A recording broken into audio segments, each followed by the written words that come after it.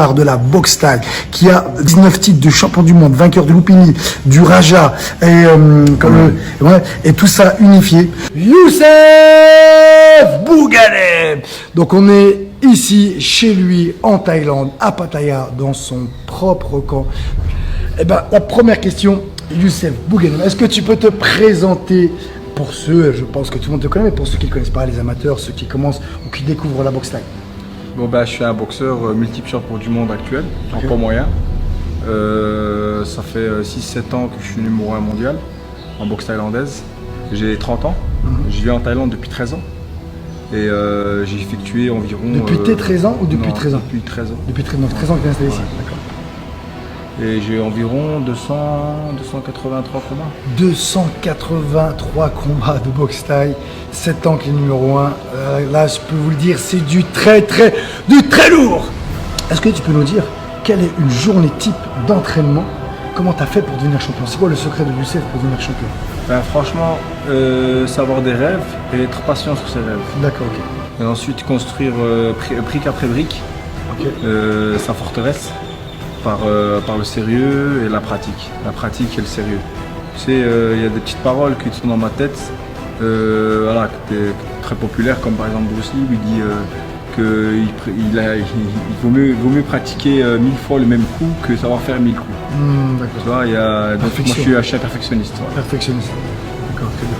Donc ça c'est très important et ça je vous l'ai dit plusieurs fois, la régularité, la patience. Malheureusement aujourd'hui la patience c'est ce qui manque à énormément de monde. Pourquoi? Parce que maintenant l'information, internet, tout va très vite, donc les gens deviennent impatients et il faut que ça aille vite. Même quand ils consomment une information, ils vont regarder un truc, il faut que ça aille très vite. Mais aujourd'hui, pour devenir champion, pour réussir dans la vie, dans n'importe quel domaine, la patience va devenir une qualité très rare, avec la détermination, la régularité. Et comme il vous l'a dit, il faut aussi avoir des objectifs, des rêves. Et aujourd'hui aussi, pour la plupart d'entre vous, en tout cas il y a beaucoup de gens en tout cas, qui ont arrêté de rêver parce que pour eux, ça leur paraît inatteignable. Alors que pour commencer à réaliser l'impossible, je le dis plusieurs fois, il faut commencer par croire que c'est possible. Et donc tes entraînements, ton entraînement type par exemple, on sait que bon, tes entraînements ils varient tout le temps, que ça fonctionne de la période, de l'adversaire, du moment, mais une journée type. Du lundi au samedi, je m'entraîne, le dimanche, je me repose en général. Je m'occupe de mes 2 enfants, en général à plein temps le dimanche, mais sinon dans la journée aussi. D'accord. Donc dans la semaine, le matin, je me lève à 7h30. Ok. Donc je fais un entraînement de boxe, voilà, je fais du physique et je fais de la boxe. Je fais beaucoup de proprioception, de motricité. Je fais aussi beaucoup de séries de boxe à répétition, donc plusieurs fois les mêmes coups à répétition. La proprioception, c'est quelque chose que toi tu as ramené en Thaïlande, non? Enfin, que tu as ramené avec toi ici. C'est pas quelque chose qu'on fait ici. Conception, les circuits, le fractionné, tout ça. C'est quelque chose à toi, c'est ta méthode. C'est toi qui a ramené ces exercices. On ne s'est pas renseigné. C'est toi qui partais à la recherche de ça. Ouais, en toute humilité, j'ai rien ramené. Ça avait déjà été créé un peu partout dans le monde. Il y avait déjà ça. Moi je parle de la Thaïlande. Voilà, pour la Thaïlande, ouais. Pour la Thaïlande, j'ai innové un peu. D'entraînement un peu comme tu as pu l'observer, qui est un peu atypique. Voilà, atypique. Voilà, moi je suis basé sur la performance et l'efficacité. D'accord. Et je regarde que ça, tu vois. D'accord. Et après, l'après-midi en général, je mange, je me repose, je fais une sieste de une petite heure. D'accord, ok. C'est sûr, parfois 2. Oh, c'est plus une sieste, c'est une sieste royale. C'est un autre style de sommeil, c'est plus un truc récupérateur. Est-ce que c'est parce que tu te couches tard le soir, peut-être, non? Pas spécialement? Parce que 2 heures, c'est quand on est en manque de sommeil. Non, c'est l'entraînement, je sais pas. Qui est intense, et l'énergie, tu as besoin de te ressourcer, de te recharger. Voilà, ouais. Ou bien je les passe dans mon lit quand je dors pas, je les reste couchés. Donc quoi qu'il arrive, c'est pas tout le temps, mais quoi qu'il arrive. Donc voilà, après l'après-midi, je commence à 16h jusqu'à 19h. D'accord. Puis après, les entraînements, ils varient. Hein. Tu sais, t'as 30 minutes de course, t'as tes 20 minutes de stretching, tu vois. Puis après, t'as peut-être 2 heures à 1h30 de boxe. D'accord. Tu vois, c'est comme ça que j'explique les 3 heures.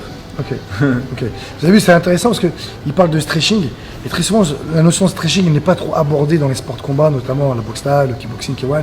On parle de s'assouplir, de faire un peu des étirements, mais sans vraiment chercher à aller travailler sa mobilité. Et aujourd'hui, on sait très bien avec toutes les recherches et surtout ce qu'on a ramené avec les méthodes américaines sur la mobilité, que ça pouvait vous rendre beaucoup plus performant. Et donc le repos, il se repose. Les blessures aussi. Voilà, exactement, prévention des blessures et vous serez plus efficace, plus rapide. Vous gagnerez la mobilité, c'est super important. La mobilité, voilà. Donc aujourd'hui, c'est quelque chose qu'il ne faut pas négliger dans sa préparation. Donc le repos et travail de mobilité, de stretching. Pour guérir une tendinite, c'est un stretching et la mobilité qu'il faut faire. Exactement. Donc après 3 heures. 3 heures. Donc 6 jours. 6 jours par 7. Sur 7, ouais. 3 heures de l'après-midi. Je fais beaucoup de corps à corps aussi. Je fais 30 à 1 heure de corps à corps par jour. Après, moi, je suis aussi un clincher. Alors j'ai tourné un peu avec lui, je peux vous dire que c'est du très très lourd. On a fait d'ailleurs une formation juste avant sur les bases du corps à corps pour vous apprendre un petit peu tous ces rouages de corps à corps en boxe taille, et il va partager avec vous pour ceux qui achèteront cette formation. Ah oui, bien sûr, elle sera payante. Il y a des choses qui sont gratuites comme ce qu'on fait là, et puis il y a des formats où les gens, quand ils veulent apprendre plus, et évoluer, avancer, plus, il faut qu'ils investissent sur eux. C'est vraiment lui l'une de ses plus grandes forces, un très très grand spécialiste du corps à corps, donc une demi-heure, 1 heure par jour. Ouais, une demi-heure, 1 heure par jour. Après, on fait 3 fois par semaine. 3 fois par semaine, je fais de la mise en gants. Mais ça peut être de la mise en gants dure, c'est de la mise en gants, voilà, c'est réactionnel. D'accord. Principalement réactionnel, et voilà, on est beaucoup sur la réactionnelle. Et puis après, à tout âge, quand tu formes un jeune, à la base, tu le formes sur sa réactionnelle, sa motricité. Et quand il grandit, tu le fais travailler avec sa réactionnelle, parce qu'il y a que ça qui différencie ça de mec qui a de l'expérience, et ce qui différencie ça de mec qui est nouveau, qui a faim. Alors, c'est réactionnel. Une question maintenant, peut-être un peu plus personnelle, hein. C'est qui est Youssef Bougueneb? D'où tu viens? Comment tu t'es venu à t'installer depuis 13 ans ici en Thaïlande? Voilà, la relation que tu as avec ton frère. Moi, c'est ça qui, je pense, intéresse beaucoup de monde. Ouais, bon, moi je suis un boxeur à la base qui vient de Belgique. Donc je suis bruxellois. D'accord. Je suis de parents belgo-marocains. D'accord. Qui ont évolué au Maroc, au Maroc tout d'abord, et puis ensuite en Belgique. Moi je suis né en Belgique. D'accord. Et je suis parti à 17 ans. D'accord. Voilà. Et j'ai pris mon petit frère de 13 ans avec moi. On a eu des petits aléas de la vie. On a été orphelins. Donc très jeune. Moi j'ai perdu mon père quand il avait 9 ans. Mon frère il avait 5 ans. Et ensuite, ma mère, elle a eu des gros problèmes de santé jusqu'à le destin décide de nous séparer d'elle. Elle est dans le ciel, donc elle est toujours là, toujours avec nous. Mais vous avez quel âge à ce moment-là? Moi j'avais 17 ans, après elle avait 13 ans. Je l'amène en Thaïlande. C'est à ce moment-là où tu décides de je l'amène en Thaïlande et on décide de recréer nos social, on décide de recréer des bonnes habitudes. Voilà. Donc on avance doucement, on commence par des petits combats. Ensuite, je me lance un peu dans le monde, un peu dans la téléphonie, dans le magasin de téléphone, dans un peu le média, tu vois, un peu les cartes mémoire et tout ça. Je commence à vendre ça au marché à Sanam Luang à Bangkok, dans le Jardin. Donc c'est un endroit populaire à côté de la Khao San Road, je ne sais pas si vous connaissez. Bon, je fais ça pendant 2-3 ans. Ensuite, j'achète un magasin de téléphone là-bas, à Imperial Samrong, à Samut Prakan. Ensuite, je viens à Pattaya. Je vais à Pattaya 3 ans après, donc depuis 10 ans je suis ici. J'ouvre 3 magasins de téléphone et je continue à boxer. J'ai une marque de boxe aussi. D'accord. J'ai une promotion de boxe, on manage des gens et on les construit, que ce soit des pratiquants ou des néophytes, des débutants qui désirent découvrir l'art martial de la boxe thaïlandaise. Parce qu'avant tout, c'est aussi un art martial et on transmet des valeurs par le respect de la technique à ceux qui sont motivés. La seule raison qu'il faut, on ne fait pas spécialement de pub, on reste sur la qualité plutôt que sur la quantité. Et on a l'amour du partage, et même si c'est un sport violent, il vaut mieux que ce soit déversé sur le ring plutôt que pour les plus jeunes dans la rue ou sur les arbres. Alors on mettra dans la description l'adresse et comment on peut contacter, comment vous pouvez joindre et vous entraîner et venir ici. J'apprécie les jeunes qui viennent, j'apprécie les gens qui me rendent visite. Il faut juste être motivé les gars, comme vous c'est tout. Et donc c'est vraiment très intéressant. Donc tu prends ton petit frère avec combien d'argent en poche? À ce moment-là, c'était 2500 €. 2500, parce que tu avais gagné un tournoi. Mais l'euro est à 50. D'accord. L'euro était, je crois, 48. Ah oui, plus là, là, l'euro, il a 33. Il a 33, d'accord. Donc il y avait un peu plus d'argent. Ouais. Et tu décides comme ça de venir en Thaïlande. Pourquoi en Thaïlande? Parce qu'on a des rêves et on est en Europe. J'ai un quota de victoires parfait sur un palmarès parfait de 36 combats sur 36 victoires. Alors, on va faire un petit arrêt sur l'image. Aujourd'hui, tu en as combien? 280. Et tu es le mec le plus titré aujourd'hui? Le boxeur le plus actuellement dans le circuit. Même dans Thaïlande, c'est-à-dire que champion du Raja, champion du Pini. J'ai 19 ceintures mondiales. 19, ah ouais, en boxe thaï. Et là, j'ai 5 WBC. Alors, en boxe thaï, comme dans les autres fédérations, il peut y avoir plusieurs champions du monde. Mais lui, le fait qu'il ait été champion du Raja, champion open où là c'est les meilleurs mondiaux qui viennent s'affronter, plus WBC, plus ça, fait de lui le gars le plus titré aujourd'hui. Donc t'es une légende en fait. T'es une légende vivante aujourd'hui. On pourrait dire ça comme les ça. Les spécialistes me considèrent comme ça.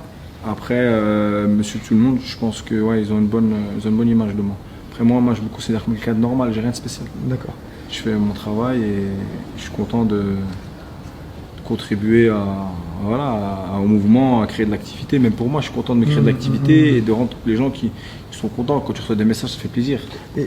Et quand tu es arrivé ici en Thaïlande, est-ce qu'il y a un moment donné où tu as galéré, parce que je pose des galères, vous allez en dire plein. Bien sûr. Est-ce que tu as regretté? Est-ce que tu as voulu repartir en Belgique ou tu as dit quoi qu'il arrive, on va s'implanter ici et on va résister, on va tenir? Non, en fait, tu as des coups de cafard. T'as eu des coups de cafard. Moi, j'ai les frites. Moi, j'aime bien les frites de Belgique. Là, ça m'a manqué, tu vois. Ouais.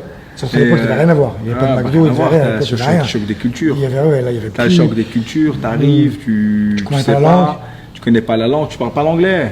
L'anglais, je l'ai appris sur Google. Je l'ai appris sur la plupart sur Google Transition. Je l'ai sur un cyber. Je notais, tu vois. Ah ouais, t'as appris comme ça. On n'a pas. T'arrives pas avec un bagage éducatif important. T'as eu tes parents qui t'ont laissé seul très jeune. Donc prématurément, tu es obligé d'apprendre des autres et tu rentres dans un format d'autodidacte. Et bon, voilà, on avait une force, moi et mon frère, c'est qu'on s'autosuffit. D'accord. C'est que même quand ça va mal, on relativise, on résout nos problèmes. Tu vois, on résout nos problèmes, on a grandi comme ça. Après, j'ai aucune prétention d'être meilleur qu'un autre, c'est juste que j'ai fait des combats et je les ai gagnés quand il fallait le faire, c'est tout. Bon, ça c'est la modestie qui parle. Ouais. Et en plus, quand tu arrivé au départ, et à l'époque, c'était encore plus difficile pour un étranger de vivre en Thaïlande. Après, parce que quand tu parles pas thaïlandais, que tu n'es pas thaïlandais, tu t'imposes pas. À l'époque, il n'y avait pas les shows télé pour les Thaïlandais, il n'y avait pas les formats pour les pharaons étrangers ici qui venaient, les boxeurs touristes qui viennent, qui vont boxer direct à la télé. Ça n'existait pas ça. Ça, c'est il y a 10 ans, il n'y avait pas. Donc il fallait vraiment t'imposer encore plus. Ouais, là, c'est vraiment la dure. Là, la Thaïlande, c'est Disneyland pour les adultes. Là, tu veux être boxeur, t'es boxeur, c'est plus comme avant. Mais à l'époque. Mais t'as les vrais boxeurs, tout le monde connaît les vrais boxeurs. Tu connais Fouad, t'as les petits boxeurs, les lambda, les anonymes qui boxent et qui se font connaître un petit peu vite fait. T'as ceux qui sont dans le classement mondial, puis t'as ceux qui sont au-dessus des champions. Puis après, on regarde comment ça se passe autour, tu vois. Mais bon, t'as des mecs qui marquent l'histoire dans la boxe et aujourd'hui, marquer l'histoire dans la boxe, ça reste très très difficile. Malgré la communication et la dépendance numérique des gens et des fausses informations qu'on peut relayer de temps à autre sur des performances qui n'ont pas lieu d'être, parfois des matchs.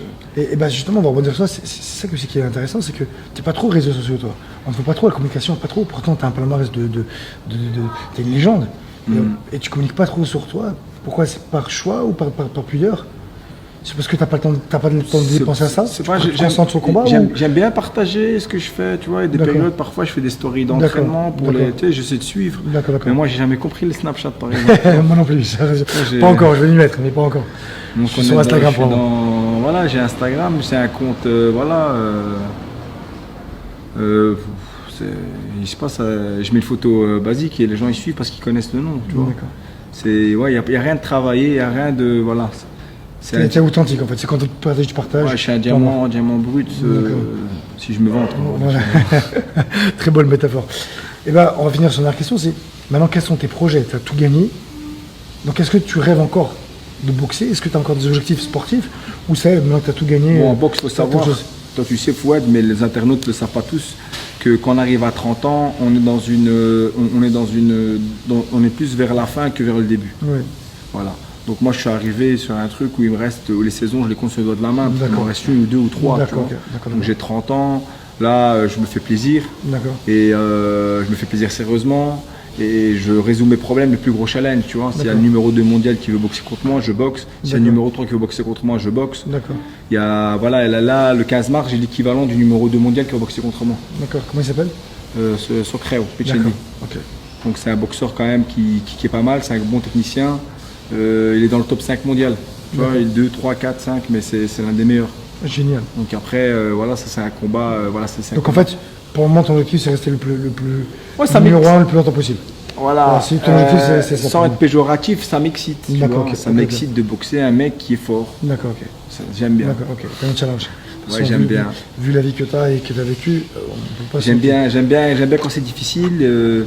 J'aime bien quand le mec, quand il a envie que ce soit dur. S'il a envie de dîner en enfer avec moi dans un combat, on y va, y a pas de problème. Tu vois, s'il veut se mettre dans le rouge, j'y vais. Tu vois, ça me. Voilà, j'aime bien. D'accord. J'aime bien l'art. Tu sais, la boxe, c'est une danse dangereuse. Tu connais. Tu peux gagner, tu peux perdre. Tu peux prendre des dommages comme un accident de voiture. Tu peux prendre des dommages latéraux très, très désagréables qui te poursuivent toute ta vie. C'est une danse dangereuse. Tu vois, c'est un sport extrême. Tu peux mourir même. Mais dans le respect et voilà, par accident. Mais à la base de la base, c'est l'art de l'échange, à toi, à moi. C'est l'art de toucher sans se faire toucher. C'est un rituel excitant, tu vois. C'est ce qui intéresse, c'est ce qui envoûte tous ces gens qui regardent les gens autour d'un ring. Voilà, c'est ça qui rassemble 5, 6 000, 10 000 personnes autour d'un ring ou des millions de personnes sur la télé qui regardent. C'est ce sport. Donc moi, je vis pour ça. Et j'aime bien ça. Okay. C'est pour ça que je suis là, c'est pour ça que je discute avec toi, c'est pour ça qu'on est là. Toi, tu es dans le même état d'esprit que moi, je pense. Oui, totalement.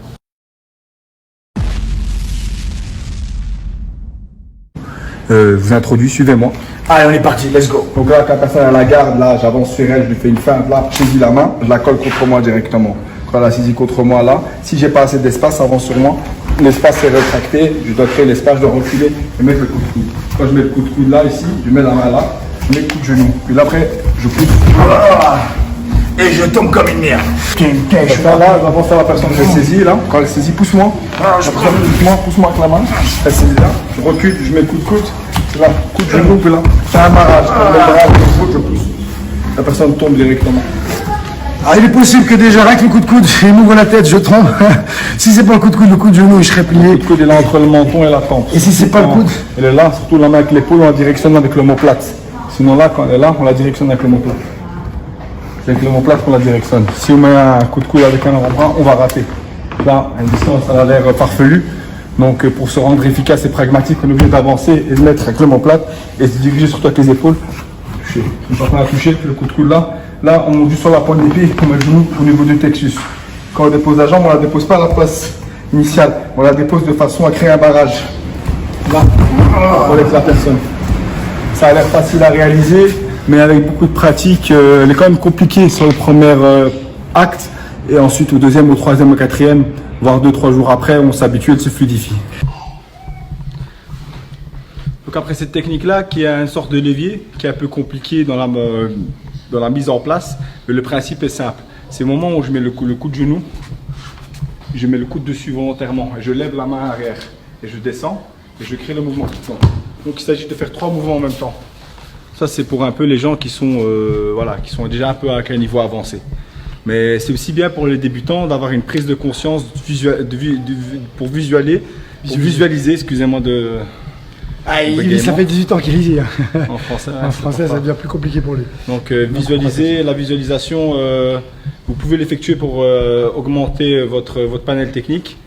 C'est toujours bon à faire pour les débutants et pour les avancés. Si vous comprenez, le mouvement se décompose en 3 parties. Donc quand il met un coup de genou, je l'encaisse volontairement, frappe-moi dessus.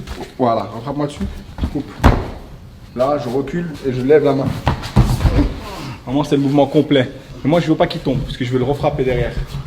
Donc c'est volontaire. Donc je le déplace pour le placer pour une autre attaque. Donc quand je suis là, le mec il tape. Là, je veux le taper. Je vais lui faire encore plus mal qu'il a voulu me faire mal. Donc c'est le jeu de la boxe, quoi. C'est se toucher sans se faire toucher intelligemment. Et très souvent, en corps à corps, les gens ils veulent apprendre que les projections, parce que c'est classe, parce que c'est spectaculaire. Simplement, les projections, c'est vrai, vous allez marquer des points dans votre système pour gagner le combat, mais il va se relever. Par contre, il faut mettre un genou là, et ben, ça sera un arrêt direct, ça peut être un KO. Là, s'il est bien placé, je pense que je me relève pas. Donc voilà, donc pensez pas que à vouloir projeter, ça doit créer des équilibres, créer de l'espace pour bam, percuter avec un bon coup de genou. Et ben Youssef Rouya, je te dis merci beaucoup. Et ben à vous de jouer.